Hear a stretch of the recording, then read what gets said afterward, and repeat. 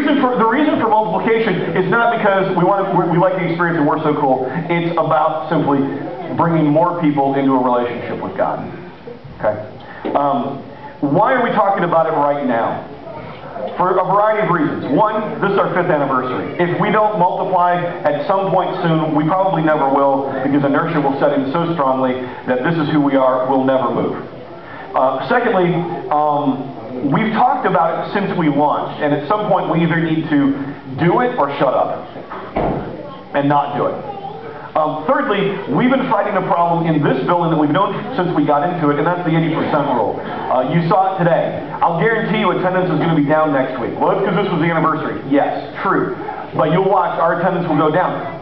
Whenever we peak, if you look at the charts of our attendance, because we count attendance almost every week, we spike, we drop down. We spike, we drop down. Why? People fill this place up and go, this place isn't comfortable. There's no place for me, and they leave, and they don't come back. Okay. So we have to create room. We can do this by getting a bigger building, honestly. We could go buy a bigger building if we had the money. That's a big if. Ed can tell you about that. However, we would attract new people, but only a certain amount. And secondly, part of what we've looked at strategically is, do we really want to become a big church with 2,000 people in attendance, or do we want to keep a relational dynamic where it feels a little bit more like home, or as Travis says, a school cafeteria with the fluorescent lights in here. Tables, food, and fluorescent lights. It's high school. So with that has come the saying, okay, where are we going with the multiplication options? Here are the options for multiplication. I want to be real clear about this.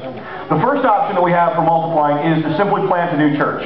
Take a core group, give them some time to grow, launch them out as we were, send them as a new church somewhere. Okay? Pros and cons of this. It creates another little speedboat. That church can adapt, take a different target demographic than we're able to reach, morph, do ministry that we can't do, and go out and be an aggressive church plant somewhere else. All right? Second option is we create another campus of the experience. Multi-campus model, one church meeting in multiple places. What's the advantage of this? It as well is resource intensive, but probably not quite as resource intensive, because you're able to use the balance of having a bigger church while still keeping the community smaller. You don't have to duplicate as many things like leadership teams and administration and so on. You're able to multiply yourself a little easier. Third option is we launch another experience but send it off as its own independent church.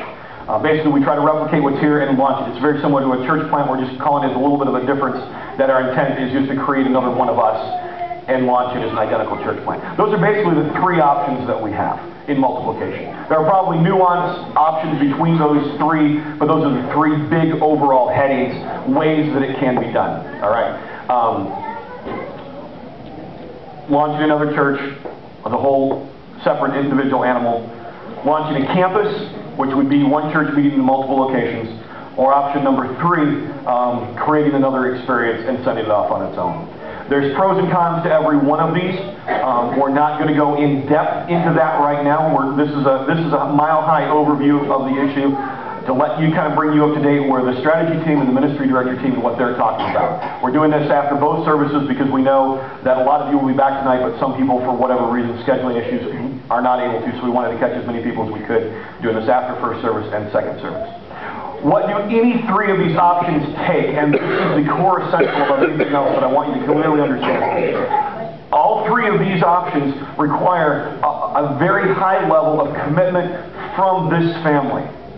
And this isn't commitment like, yeah, do it. This is, yeah, do it, and I'm going to be a part of it. To launch any one of those things, we're going to look at taking about 50 people from the experience and sending them somewhere else. Okay. Now, when we're running attendance of 150 to 200, and 200 has been a while, taking 50 people out is a pretty big chunk. So what this is about is not launching another campus. It's about us fulfilling the gospel commission of making more disciples, because we're going to need to make more disciples for this place as well as for the place that we're